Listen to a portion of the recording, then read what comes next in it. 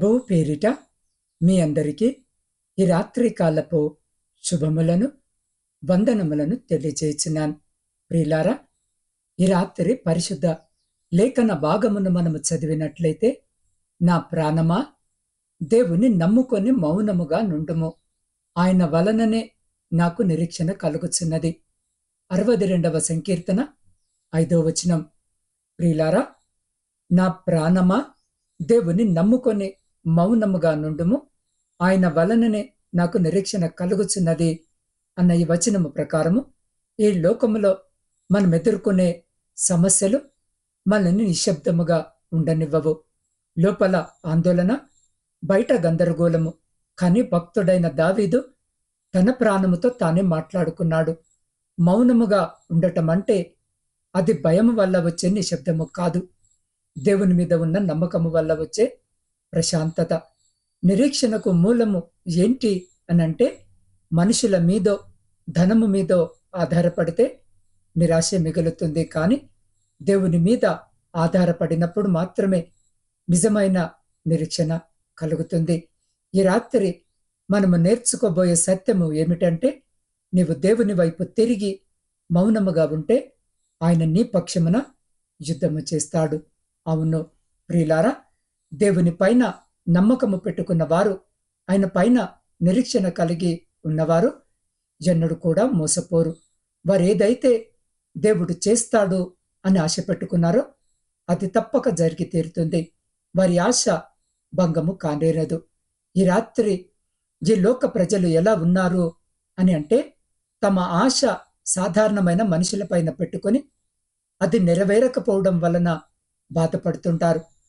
భర్త తనను మంచిగా చూసుకుంటాడని భార్య పెట్టుకున్న నిరీక్షణను కొంతమంది భర్తలు విరుద్ధముగా చేస్తూ ఉంటారు. తన తల్లిదండ్రులు ఏవో ఇస్తారు, ఏదో చేస్తారని ఆశ పెట్టుకున్న పిల్లల నిరీక్షణ కొన్నిసార్లు వృధా అవుతుంది. తదుపరి ప్రమోషన్ నాకే వస్తుందని బాస్ మీద ఆశ పెట్టుకున్న వారు నిరుత్సాహపడతారు. లోక సంబంధులైన ప్రతి వారు కూడా దేవునిపైన కాక మనుషులపైన నిరీక్షణ పెట్టుకొని ఈ రాత్రి దుఃఖిస్తున్నటువంటి పరిస్థితులను మనము చూడవచ్చు. అయితే దేవుని పైన ఆశ పెట్టుకోవడము లేదా దేవుని పైన నిరీక్షణ కలిగి ఉండడము ఎన్నడూ కూడా తప్పవదు. ఏ రోజు కూడా వారి నిరీక్షణ వ్యర్థము కాదు. ఈ మాటనే ఈ రాత్రి దావీదు భక్తుడు మనకు తెలియజేస్తున్నాడు. నా ప్రాణము దేవునిని నమ్ముకొని మౌనముగా ఉంటుంది. దేవునిని నమ్ముకున్న తర్వాత దావీదులో ఏ కలువరము లేదు, ఏ భయము లేదు. తన ముందు అనేకమైన భయంకరమైన పరిస్థితులు ఉన్నా కానీ దావీదు భయపడడం లేదు. తనకేమైపోతుందో, ఎలా భవిష్యత్తు ఉండబోతుందో అనే ఆలోచన లేదు. ఎందుకు అంటే, దేవుని వలన నిరీక్షణ దావీదులో ఉంది. ఏది ఏవైనా నా దేవుడు నన్ను రక్షిస్తాడు, కాపాడుతాడు అనే నమ్మకము దావీదు కనపరుస్తున్నాడు. అదే దావీదు మనుషులను నమ్ముకొని ఉంటే మౌనముగా ఉండగలిగేవాడా? అటువంటి ప్రతికూలమైన పరిస్థితుల్లో కూడా ధైర్యముగా జీవించగలిగేవాడా? ప్రియులారా, ఈ రాత్రి దేవుని నమ్ముకున్నాను అని చెప్పుకుంటున్న నీవు దావీదు వలె ధైర్యముగా ఉన్నావా లేదా భయపడుతున్నావా? ఒకవేళ భయపడుతున్నట్లయితే నీ ఆశ, నీ నిరీక్షణ మనుషులపైన ఉన్నట్లే.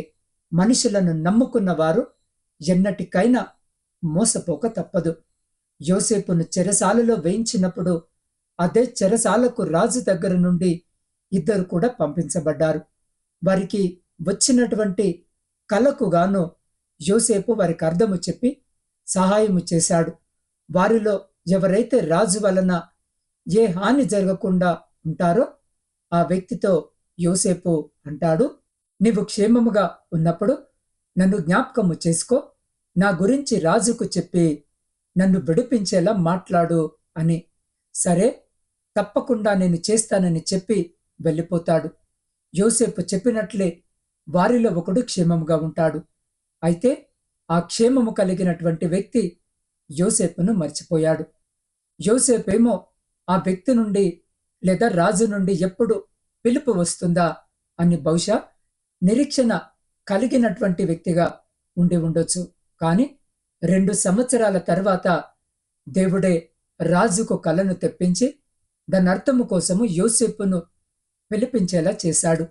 మనిషి మర్చిపోవచ్చు, కానీ ప్రియ సహోదరి సహోదరులారా, జాగ్రత్తగా వినండి. దేవుడు ఎన్నడూ కూడా మర్చిపోడు. మనిషి పైన మనం పెట్టుకున్న ఆశ మనిషి పాడు చేయొచ్చేమో, కానీ దేవుడెప్పుడు కూడా ఆశను పాడు చేయడు. ఈ రాత్రి ఈ వాక్యము వింటున్న నా ప్రియ సహోదరి సహోదరులారా, నీవు నిరాశలో, నీవు నీ కష్ట సమయాల్లో, నీ వేదన సమయాల్లో మనిషిని నమ్ముకొని బహుశా మోసపోయావేమో. ఈ రాత్రి దావీదు చెబుతున్నట్లు దేవుని పైన నీ నిరీక్షణ పెట్టుకో. ఆయన నిన్ను మోసము చేయడు, ఆయన నిన్ను కృంగిపోయేలా చేయడు. అందు నిమిత్తమనే భక్తుడు ఈ కీర్తనలోనే అంటున్నాడు, జనులారా ఎల్లప్పుడూ ఆయన యందు నమ్మికయించుడి, ఆయన సన్నిధిని మీ హృదయాలను కుమరించుడి. దేవుడు మనకు ఆశ్రయము. అల్పులైన వారు వట్టి ఊపిరై ఉన్నారు, ఘనులైన వారు మాయా స్వరూపులు, త్రాసులో వాళ్ళందరూ తేలిపోవుదురు అని. అవును ప్రియ సహోదరి సహోదరుడా, మనిషికి దేవునికి మధ్య ఉన్న ప్రాముఖ్యమైన తేడా ఏంటి అనంటే ఆయన నిత్యుడు, శాశ్వతుడు. మనము తాత్కాలికమైన వారము. కాబట్టి ఈ రాత్రి ఈ వాక్యము వినిచిన నీ నిరీక్షణ, నీ ఆశ, నీ నమ్మకము సర్వశక్తి గల యేసయ్యపైనే ఉండాలి. ఆయన్నే నిన్ను రక్షింపగలడు, ఆయన్నే నిన్ను కాపాడగలడు, ఆయనే నీకున్న ప్రతి సమస్య నుండి నిన్ను బయటపడవేయగలడు అని విశ్వాసముతో ఆయనను నమ్ముకొని మౌనముగా నిరీక్షణతో వేచి చూడు. అద్భుతాలను నీ జీవితంలో నువ్వు తప్పక చూస్తావు. కాబట్టి ప్రియ సహోదరి సహోదరుడా, ఈ రాత్రి మీ హృదయము దేని గురించి కలవరపడుతుందో, రేపటి గురించి భయమా, అనారోగ్యమా, ఆర్థిక ఇబ్బందుల, లోకము మీకు పరిష్కారము చూపించకపోవచ్చు, కానీ దేవుడు సెలవిస్తున్నాడు, మౌనముగా నుండుము అని. ఎవరైతే ప్రభువా నా సొంత ఆలోచనలు చాలు తండ్రి, ఇకపై నీ మీద మాత్రమే ఆనుకుంటాను అని అనుకుంటున్నారో, ఎవరికైతే ఒక కొత్త నిరీక్షణ అవసరమో వారు మీరున్న స్థలాల్లోనే వీలైతే మోకరించగలిగితే మోకరించి మీ 2 చేతులు ఆకాశము వైపుకెత్తి, లేదా మీరున్న చోట మీరున్న స్థితిలోనే మీ చేతిని మీ హృదయంపై పెట్టుకొని మీ సమస్యలన్నింటినీ దేవునికి అప్పగించండి. మీ ఆందోళనను ఆయన పాదాల దగ్గర పెట్టండి. ఆయన మీ ప్రాణానికి నెమ్మదిస్తాడు. ఆయనే మీ కోట, ఆయనే మీ రక్షణ. ఈ సమయము మీది మరియు మీ దేవునిది. అవును ప్రియ సహోదరి సహోదరుడా, ఈ లోకములో మనం ఎదుర్కొనే సమస్యలు మనల్ని నిశ్శబ్దముగా ఉండనివ్వవు. సమస్యలు మన చుట్టూ ఉంటాయి, నెమ్మది ఉండదు, బాధ, దుఃఖము. అటువంటి సమయంలో దేవుని పైన మాత్రమే ఆధారపడగలిగే వారిలాగా మనముండాలి. అట్టి రీతిగా మనముండుటకు ఈ సమయంలో ఈ వాక్యము వింటున్న మీరున్న స్థితిలోనే నాతో పాటు ప్రార్థనలో ఏకీభవించండి. పరిశుద్ధుడా, ప్రేమ నమ్మకము కలిగిన మా ప్రియ పరలోకపు పరమ తండ్రి, మీ శ్రేష్టమైన జీవము కలిగిన ఉన్నతమైన నామమును బట్టి స్తుతులు, స్తోత్రాలు, వందనాలను చెల్లించుకొనిచున్నాం. దేవాద్భుతమైన రీతిగా ఈ రాత్రి మీ లేఖన భాగము ద్వారా మీరు మాతో మాట్లాడి మమ్మల్ని తృప్తిపరిచిన మీ గొప్ప ప్రేమను బట్టి మీకే కృతజ్ఞత వందనాలను చెల్లించుకొనిచున్నాం.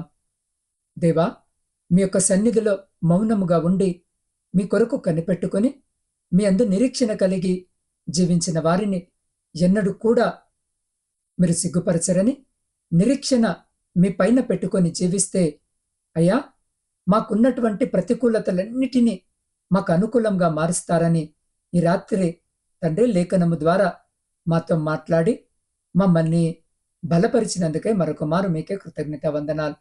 దేవా, ఇందరైతే బిడ్డలు ఏ సమస్యలతో, ఇరుకులతో, ఇబ్బందులతో, వేదనతో, బాధతో కృంగిపోతున్న స్థితిలో, నలిగిపోతున్న స్థితిలో ఉన్నారో వారి యొక్క ప్రతి పరిస్థితిని ఎరిగిన దేవుడవు తండ్రి. తప్పక మీరు వారికి సహాయం చేస్తారని ఈ రాత్రి మేము నమ్ముతున్నాం.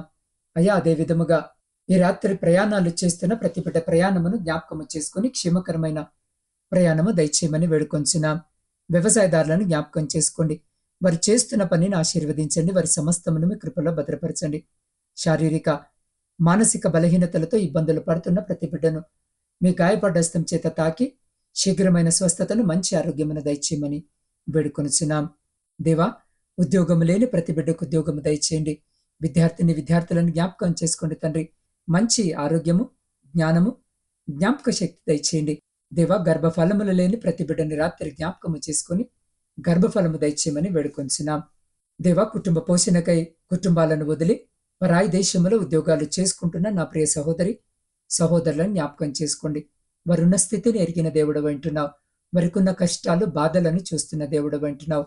అనేకులు నా తండ్రి వారున్న చోట నా తండ్రి స్వేచ్ఛగా పనులు చేసుకున్నటకు అనుమతులు లేక నా తండ్రి బిడ్డలు కృంగిపోయిన స్థితిలో కన్నీరు కారుస్తూ మీ వైపు చూస్తుండగా నా తండ్రి వారికి కావలసిన అనుమతులను అనుగ్రహించమని వేడుకొనిచున్నాం.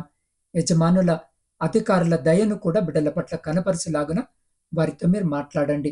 అయ్యా, వారికి ఉన్న ప్రతి సమస్యను తీసివేసి వారిని, వారి కుటుంబాలను మీ కృపలో భద్రపరచండి. సైన్యంలో ఉండి దేశాన్ని కాపాడుతున్న ప్రతి సైనికుని చుట్టూ మీ కంచె వేసి ప్రతి శత్రు, ప్రతి అపాయం నుంచి మీరు బిడ్డల్ని కాపాడి వారిని, వారి కుటుంబాలను మీ బలమైన రెక్కల చాటున భద్రపరచమని వేడుకొంచున్నాం. ఆర్థిక సమస్యలు, అప్పుల భారముతో నలిగిన స్థితిలో కన్నీరు విడుస్తున్న ప్రతి బిడ్డ కన్నీటిని తుడిచి ప్రతి విధమైన ఆర్థిక బంధకములను తొలగించి ఆర్థిక సమృద్ధిని వారి కుటుంబాల్లో కలిగించమని వేడుకొనిచున్నాం. మీ సేవకుల కొరకును, సేవకురాండ్రు, వారి కుటుంబాలు, వారి పరిచర్య ఎంతటిని మీ పాద సన్నిధిలో పెట్టుచున్నగా బిడ్డలను జ్ఞాపకము చేసుకుని దీవించి ఆశీర్వదించి ఏ ప్రాంతంలో మీ స్వార్థ పరిచర్య అందించబడుట లేదో ఆయా ప్రాంతాలకు నీ బిడ్డలను నడిపించి వారి ద్వారా రక్షణ స్వార్థ అందించబడి అనేకులు మీ రక్షణ మార్గము వైపు నడిచే కృపను దయచేయమని వేడుకొంచున్నాం. దేవా, వృద్ధుల కొరకును, వితంతుల కొరకును, శ్రమలను అనుభవిస్తున్న బిడ్డల కొరకు ప్రార్థిస్తున్నాం. ఒంటరి జీవితాన్ని గడుపుతున్న బిడ్డల కొరకు ప్రార్థిస్తున్నాం. ఈ రాత్రి బిడ్డలతో మీరు మాట్లాడండి. బిడ్డలకు తోడుగా ఉండమని వేడుకొనిచున్నాం. సొంత గృహాల కొరకు ఆశ కలిగి మీ వైపు చూస్తున్న ప్రతి బిడ్డ కోరికను తీర్చండి. వివాహాల కొరకు సిద్ధపడుతున్న, వివాహాలు జరగక, సరి అయిన సంబంధాలు రాక కన్నీటితో మీ సహాయం కొరకు మీ వైపు చూస్తున్న బిడ్డలను కూడా జ్ఞాపకము చేసుకొని కావలసిన సహాయము దయచేయమని వేడుకొనిచున్నాం. దేవ, ప్రాముఖ్యంగా ప్రపంచంలో శాంతిని, సమాధానాన్ని కలిగించండి. విడిపోయిన, విచ్ఛిన్నమైన ప్రతి కుటుంబాన్ని తిరిగి కట్టుమని వేడుకొనిచున్నాం. ఈ దేవా, ప్రాముఖ్యంగా ఈ రాత్రి ఆత్మీయ కుటుంబ సభ్యులందరినీ మీ పరిశుద్ధ పాదాల చింత పెడుతూ ఉండగా బిడ్డలను జ్ఞాపకము చేసుకొని పేరు పేరున దీవించి ఆశీర్వదించి వారి ప్రతి న్యాయమైన కోరికను తీర్చమని వేడుకొనిచున్నాం. అయ్యా, ఈ గాఢంధకరమైన చీకట్లో మేము నిద్రిస్తూ ఉండగా మా గృహాల చుట్టూను, మా ఆత్మీయుల గృహాల చుట్టూను, మా ఇరుగు పొరుగు వారి గృహాల చుట్టూను మీ అగ్ని కంచె వేసి ప్రతి బిడ్డను మీ దేవదూతల రెక్కల చాటున భద్రపరిచి ప్రతి అంధకార సంబంధమైన శక్తులన్నిటి నుండి మీరే సంరక్షించి కాపాడి మీ చిత్తమైతే, మీరు అక్కడ ఆలస్యమైతే ఎన్నిక లేని మమ్మలను మరొక శ్రేష్టమైన నూతన దినములోనికి ప్రవేశింపజేయమని మా రక్షకుడును మీ ప్రియకుమారుడైన యేసుక్రీస్తు శక్తి కలిగిన నామమున ప్రార్థించి స్తుతించి అడిగి పొందుకొని ఉన్నాము తండ్రి.